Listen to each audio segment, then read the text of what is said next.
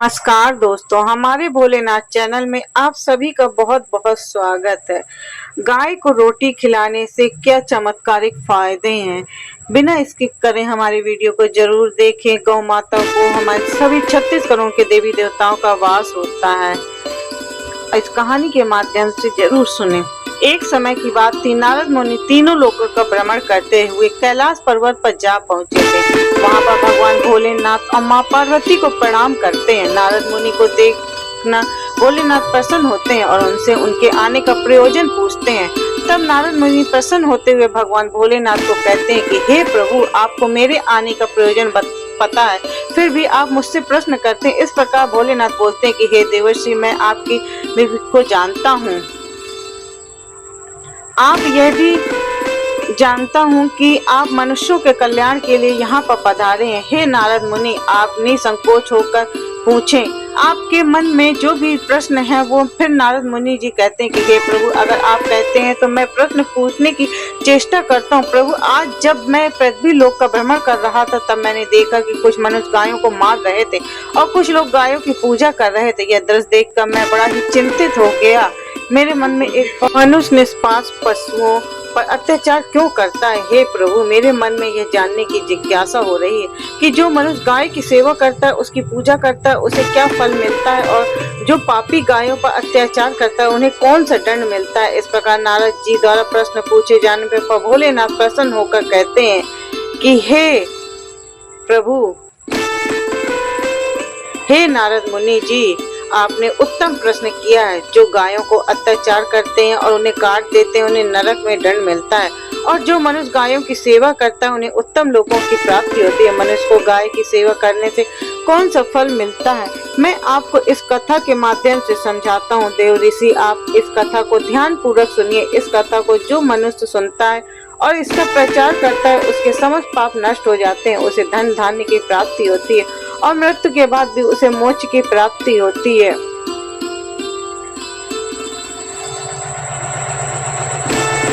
हे प्रभु, यह मेरा सौभाग्य है कि मैं इस कथा को आपके मुख से सुन रहा हूँ। मैं इस कथा को ध्यान पूर्वक सुनूंगा और इसका पृथ्वी लोक में प्रचार करूंगा। हे नारद मुनि, प्राचीन काल की बात है। पृथ्वी लोक में वशिष्ठ मनु के वश में एक दिलीप नाम के राजा रहते थे। महाराज दिलीप धर्म का पालन करने वाले गुणवान और बड़े ही पराक्रमी थे। उन्होंने धर्म पूर्वक पृथ्वी का पालन किया और अपनी प्रज्ञा की सदैव प्रसन्न रखा। मगध देश की राजकुमारी सुदक्षिणा महाराज से दिलीप की पत्नी बनी थी। महाराज दिलीप की महारानी सुदक्षिणा बड़ी ही प्रसन्नता से रहने लगी, किंतु अनेक वर्ष बीत जाने के बाद भी महारानी के कोई संतान नहीं थी। महाराज दिलीप एकांत में बैठकर सोचने लगते थे कि मैंने कभी कोई पाप नहीं किया और मैंने सदैव धर्म के मार्ग पर चलकर सभी का कार्य किया, फिर भी मेरे किस दोष के कारण मुझे संतान प्राप्ति नहीं हो रही है।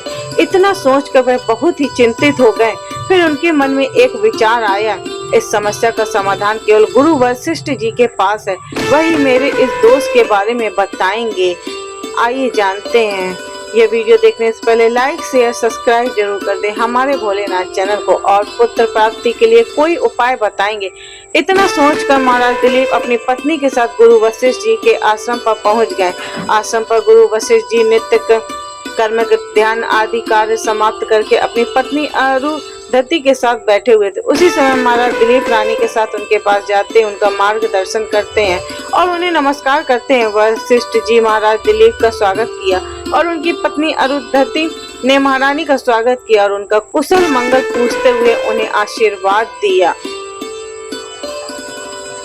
वशिष्ठ जी महाराज दिलीप से कहते हैं, राजन, जब कुशल मंगल हो तो है ना आप और महारानी आज मेरी कुटिया में किस प्रयोजन से पधारे हैं। इक्ष्वाकु कुल के सभी राजा महाराज पुत्र उत्पन्न करके उन अपना राज्य सौंपकर तपस्या करने के लिए वन में आते हैं, किंतु आप सभी में राज्य का भार संभालने के लिए सक्षम हैं। अभी तक आपके कोई संतान भी नहीं है, फिर भी आप सारा राजपाट छोड़कर वन में क्यों चले आए हैं। फिर महाराज दिलीप कहते हैं कि हे महर्षि, मैं आपके यहाँ कोई तपस्या करने के लिए नहीं आया हूँ। मेरा एक बहुत ही विशेष चिंता वाला है, उसे पूछने आया। गुरुदेव, मैं आपके पास सहायता मांगने के उद्देश्य से आया हूँ, कृपया आप मेरी सहायता कीजिए।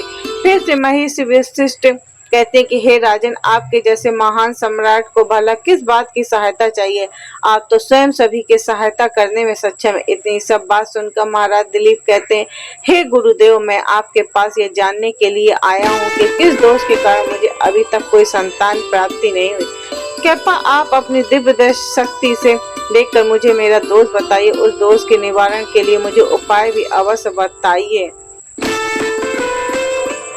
संतान के बिना मेरा जीवन व्यर्थ हो जाएगा, मुझे मुक्ति नहीं मिलेगी। तब महर्षि वशिष्ठ कहते हैं कि हे राजन, यह तो आश्चर्य की बात है कि मैं अवश्य आपकी सहायता करूंगा। फिर महर्षि वशिष्ठ दिव्य दृष्टि से महाराज के भूतकाल को देखने लगते हैं तो उन्हें राजा के एक भूल के बारे में पता चलता है। महर्षि वशिष्ठ महाराज जी से कहते हैं कि राजन, आपसे एक बहुत बड़ी भूल हुई थी जिसका आपको ज्ञान नहीं है। आप इंद्रलोक में देवराज से मिलकर लौट रहे थे, तभी मार्ग में कल्प वृक्ष के नीचे खड़ी गाय और उनके बछड़े को आपने दुर्लक्ष्य कर दिया था। वह गाय और उसका बच्चा अत्यंत भूखे और कष्ट में थे। आपने उस कामधेनु गाय को न भोजन कराया, न ही उसे नमस्कार किया, न गाय से आपने से सहायता भी मांगी थी, किंतु आप अपनी प्रसन्नता में खोए हुए थे और आपको उस गाय की पुकार भी सुनाई नहीं दी। आपकी इस कृतज्ञता को देखकर वह गाय अत्यंत दुखी हुई और उसने आपको श्राप दे दिया कि हे महाराज, जो मनुष्य गाय को कष्ट में देखकर उसकी सहायता नहीं करता, भूखी गाय को माता को भोजन नहीं कराता, उसे तो पाप लगता ही लगता है। इसलिए हमें गाय को जरूर एक रोटी खिलाना चाहिए, डेली पहली रोटी। और इस गाय के श्राप के कारण ही आपकी कोई संतान नहीं। इसी प्रकार महर्षि वशिष्ठ ने महाराज दिलीप को उसके दोष के बारे में बता दिया, जिसे सुनकर महाराज दिलीप बहुत ही दुखी हो गए। पश्चाताप करने लगे, मैंने ये क्या पाप कर दिया, मेरी मूर्खता के कारण गाय और उसके बछड़े को इतना दुख सहन न पड़ा। मुझे तो राजा बनने का भी अधिकार नहीं। महाराज महर्षि वशिष्ठ से कहते हैं, गुरुदेव, मैं अपनी इस भूल को सुधारना चाहता हूँ, आप भी मुझे कोई उपाय बताइए जिससे मैं इस घोर पाप से मुक्ति पा सकूं। मैं इसका उपाय जरूर करना चाहूंगा। मेरा अपराध क्षमा योग्य नहीं है, किंतु फिर भी मैं प्रायश्चित करना चाहता हूँ।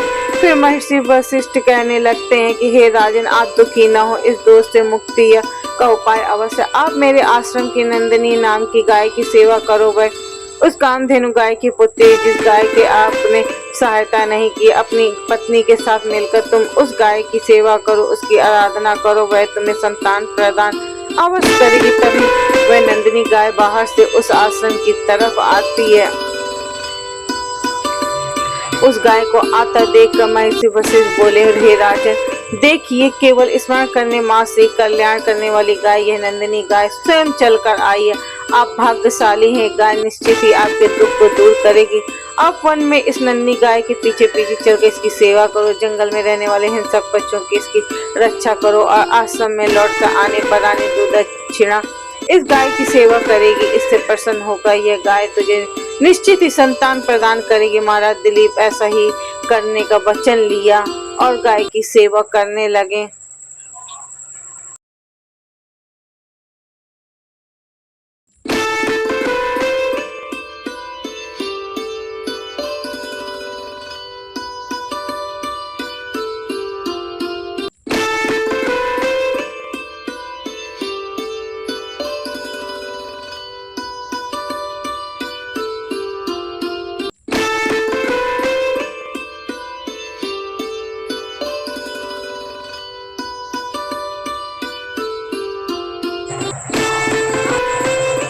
शाम होते होते महाराज उस गाय के साथ आश्रम में लौट आए। आश्रम में पहुंचते ही उस गाय ने अपने खुरों से महाराज पर धूल उड़ाई, जिसके कारण महाराज का शरीर पवित्र हो गया। फिर महारानी सुदक्षिणा ने आगे आकर नंदिनी की आगवानी की और फिर विधि पूर्वक उस गाय का पूजन किया तथा उसके चरणों में मस्तक झुकाया। फिर उस गाय को प्रदक्षिणा करके हाथ जोड़कर उसके आगे खड़ी रही। फिर उस गाय ने रानी की पूजा को स्वीकार किया। यह अद्भुत दृश्य था। गाय ने अपनी दृष्टि डालकर रानी के सभी दोष समाप्त कर दिए। गाय की दृष्टि पड़ते ही रानी अत्यंत पवित्र हो गई। इस प्रकार महाराज दिलीप को उस नंदिनी गाय की सेवा करते हुए 20 दिन बीत गए। फिर 21वें दिन महाराज जब गाय को लेकर चले गए तो वह गाय चढ़ते चढ़ते हिमालय पर्वत पर चली गई और महाराज भी उसके पीछे पीछे चले गए। उस पर्वत पर खड़े होकर महाराज उस हिमालय के पर्वत की सुंदरता को निहारे। इतने में एक शेर ने आकर उस नन्ही गाय को बलपूर्वक दबोच लिया। राजा को उस शेर के आने की आहट तक नहीं हुई। उस शेर के चंगुल में फंसी नन्ही गाय ने जोर से चिल्लाना, महाराज मेरा रक्षा करो, हे महाराज मेरी रक्षा करो। जैसे ही महाराज ने उस गाय को पुकार सुनी तो उन्होंने देखा कि एक भयंकर शेर ने उस गाय को दबोच लिया। उस गाय की आंखों में आंसुओं की धारा बह रही, जिसे देखकर महाराज चिंतित होते हैं और तुरंत ही अपना बाण निकाल के धनुष की डोरी पर रखा उस शेर को मारने के लिए प्रत्यंतर से खींची। इस समय उस शेर ने महाराज की तरफ देखा। शेर की दृष्टि पड़ते ही महाराज का शरीर स्तंभ हो गया, उसकी शक्ति क्षीण हो गई, उनका सारा बल नष्ट हो गया। जब उनके अंदर उस बाण को छोड़ने की भी शक्ति नहीं रही, तब शेर महाराज बोलने लगे कि राजन मेरे ऊपर प्रहार करना तुम्हारे बस की बात नहीं, क्योंकि भगवान शिव मेरी ही पेट पर बैठकर नंदी पर बैठते हैं, इसलिए तुम मुझे मारने की चेष्टा मत करो और यहाँ से लौट जाओ। विधाता ने इस गाय को आज मेरा ग्रास नियुक्त किया, इसलिए तुम इसे में दखल मत दो। मैं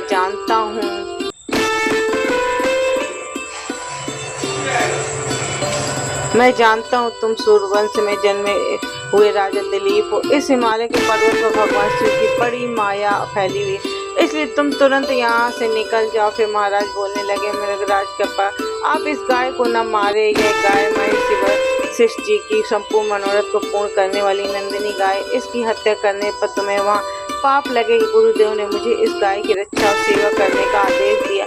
इस गाय का एक बछड़ा भी है जो घर पर इसकी राह देख रहा है। मैं इस गाय को मरने के लिए छोड़कर नहीं जा सकता। तुम भगवान शिव के सेवक हो, इसलिए तुम्हारे हाथ से इस गाय को छुड़ाना मेरे लिए असंभव है। मुझसे वरदान मांगो, जो तुम्हारी मनोकामना, मैं उसे मनोकामना का अवश्य पूर्ण करूंगा। महाराज दिलीप कहते हैं कि हे गौ माता, मेरे मन में जो भी इच्छा है आप अवश्य जानती होंगी। कृपा मुझे पुत्र प्रदान कीजिए, मेरी यही कामना है।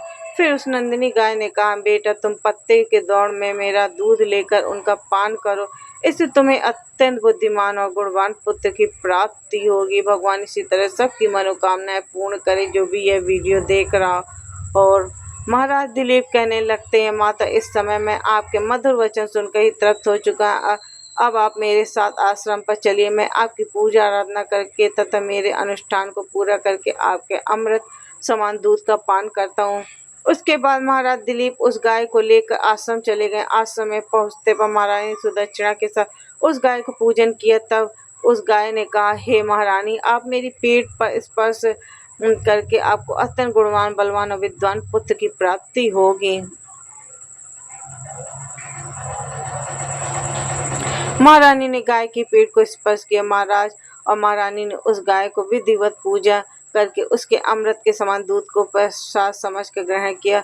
उन दोनों की प्रसन्नता को देखकर महर्षि वशिष्ठ कहने लगे, हे राजन, अब यह गाय तुम दोनों पर प्रसन्न है, तुम्हारी मनोकामना अवश्य पूरी होगी। जो मनुष्य गाय की सेवा करता है, गाय को भोजन कराता है, उसकी प्रदक्षिणा करता है, उसके सभी मनोरथ सफल होते। जो मनुष्य गाय की रक्षा करता है, उसकी कभी दुर्गति नहीं होती। मृत्यु के बाद भी वह गौलोक में जाता है और चारों दिशाओं से उसके दुश्मन भी बाल भी बांका नहीं कर पाते। हर समय उसकी विजय होती है, मान सम्मान की वृद्धि होती है। उसे भगवान श्री कृष्ण के साक्षात दर्शन प्राप्त होते हैं। और जो श्रद्धापूर्वक गाय का दूध पीता है वह सभी रोगों से दूर रहता है। गाय के पेट पर जो कुबड़ होता है उसे स्पर्श कर लेता है, उसके सभी दोष व पाप नष्ट हो जाते हैं। जो मनुष्य गाय का दान करता है वह वैतरणी नदी की गाय के पूंछ पकड़ कर पार कर लेता है। जो स्त्री रोज गाय की रोटी खिलाती है वह सौभाग्यशाली बन जाती है, उसका अखंड सौभाग्य बना रहता है। गाय समस्त पापों को नाश करने वाली है और सभी मनोरथ को पूर्ण करने वाली है।